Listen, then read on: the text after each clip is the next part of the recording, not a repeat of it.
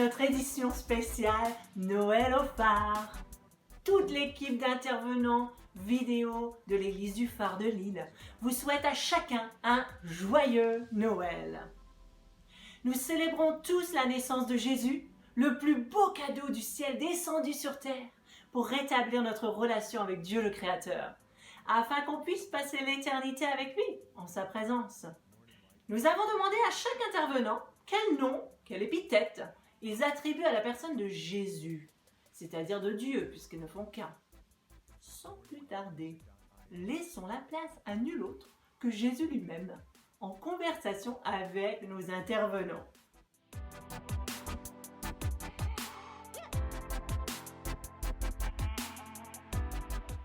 Si l'on commence par Antoine, je suis le chemin.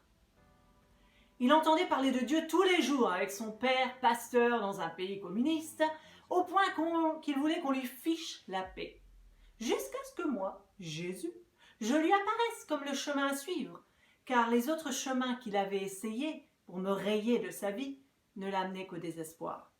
Je lui ai murmuré « Je suis, moi, Jésus, le chemin, la vérité et la vie, et personne ne peut retourner vers le Père Céleste sans emprunter ce chemin. » Et depuis, il a emprunté mon chemin et ne cesse de pointer tous ceux qui l'entourent vers ce chemin qui mène vers l'amour du Père, dont tous ici sur terre ont besoin. Pour Ève et Nathalie, je suis le bon berger, celui qui donne sa vie pour aller chercher ses brebis en détresse, perdues, en danger, et je leur dis, moi, Jésus, je suis venu afin que mes brebis aient la vie et qu'elle l'ait en abondance. Et mes chères filles, maintenant, elles-mêmes ne peuvent s'arrêter comme des bergères, de penser ceux qui en ont besoin, d'écouter ceux qui sont tristes, de rechercher pour elles et pour les autres ce qu'est la vie en abondance. Cela fait déjà la 3e mention de la vie.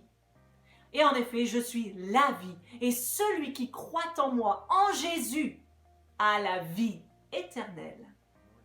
C'est cette rencontre que Chanel et Pascaline ont faite de manière tellement percutante et qui a transformé leur vie. Elles ne peuvent maintenant s'empêcher de témoigner de cette vie à qui veut l'entendre. Au travail, chez le médecin, en rendez-vous d'affaires, à une fête d'anniversaire, à la sortie des classes. Elles s'aiment ma vie, car elles ont accepté ma vie pour elles d'abord.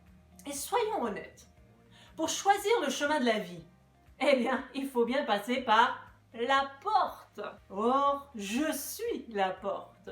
Nul ne vient au Père que par moi. Et quand Paul s'est retrouvé confronté à un choix, la vie ou la mort, il a choisi la vie. Et il a pour cela accepté le fait que je suis la porte qui permet d'entrer dans la présence du Père Céleste, le Créateur. N'est-il pas intéressant que cette réalité que Paul a vécue avec moi et qu'il vit au jour le jour, il la mette en pratique dans son milieu professionnel? Car il a compris que si je suis la porte qui mène à la vie éternelle, cette vie commence ici et elle doit se manifester dans notre quotidien. Et donc, je suis aussi une porte bien concrète de sagesse et d'intelligence. Mais cela ne s'arrête pas là. Je suis Emmanuel, Dieu avec nous. Et ça, c'est pour Fred. Lui aussi, il vit cette réalité au quotidien et dans son milieu professionnel, où il voit intervenir dans les dilemmes qu'on lui propose à résoudre, le Dieu avec nous. Il a compris que partout où il va, je vais. Emmanuel, Dieu avec nous, est là. Et là où je suis, des choses se passent. Pour Noémie et Julien, je suis le Tout-Puissant El Shaddai. Je suis celui qui renverse des situations qui semblent impossibles à l'homme humain, à l'œil humain, et qui pourtant avec moi, le Tout-Puissant, deviennent possibles. Et ces expériences qu'ils font avec moi leur donnent confiance en moi. Et ainsi, ils peuvent en amener beaucoup d'autres à venir à moi, à croire en moi, un Dieu tout-puissant. Cela nous amène à une autre facette de qui je suis. le lion de Juda. Celui qui croit en moi, Jésus, sait que quelles que soient les situations à traverser ici sur terre, celui qui croit en moi est vainqueur, car j'ai vaincu la mort. Et je peux ouvrir pour chacun qui se confie en moi le livre de vie. Quand Johann a compris cela, sa perspective sur sa vie même a changé. Il est capable d'affronter toute adversité avec cette ferme assurance que moi, le lion de Juda, je suis en lui, je vis en lui, je lui donne la victoire et surtout la vie éternelle. Et il ne peut plus s'empêcher de communiquer cette nouvelle extraordinaire à qui veut l'entendre. Et celui qui connaît le lion de Juda sait que moi, Jésus, je suis fidèle. Et Thierry le sait, ça. Thierry peut enchaîner histoire sur histoire, témoignage sur témoignage de situations où il a vécu la fidélité de Dieu à son égard et envers ceux qui l'entourent. Et encore une fois, il est intéressant de voir comment Dieu équipe un commercial d'une telle vérité afin qu'il puisse à son tour encore et encore la semer partout où il passe. Cassandre, elle, élevée dans une famille fondée sur le roc que moi je suis Jésus, a expérimenté de première main et de manière personnelle que je suis son soutien, son espérance et que je suis avant tout amour. Elle n'est pas devenue ma fille par filiation, elle s'est laissée adopter par moi et peut clamer contre tout vents et marées que ce que je suis pour elle, son soutien, espérance, amour, je peux l'être aussi pour toi. Aurélie, comme Cassandre, a expérimenté mon amour de manière personnelle et a fait de moi Jésus son sauveur. Moi, Jésus, je suis venu ici sur terre pour sauver l'humanité de ces voies qui mènent à la perdition éternelle. Je suis venu réconcilier tout être humain avec son Créateur, Dieu, afin qu'on puisse passer l'éternité dans la présence de Dieu, mon Père. Aurélie peut maintenant chanter et clamer qu'il existe un sauveur, et ce sauveur, c'est Jésus. Chris, lui, a découvert en moi un père, et depuis qu'il a compris qu'il n'était pas orphelin, mais qu'il appartient à celui qui a créé l'univers, mais qui en même temps le prend tendrement dans ses bras et lui murmure des mots d'amour. Depuis qu'il a compris ça, il est transformé. Il sait qui il est aimé et peut maintenant aimer en retour. Pour Sandy, je suis fidèle et véritable. Pour elle, il n'y a pas l'ombre d'un doute que je ne suis pas une fable ou un conte de fées. Ce que je dis, je l'accomplis. Et je suis là en tout temps. Voilà pourquoi Sandy connaît ma parole en profondeur et se régale de nourrir de la vérité quiconque a soif.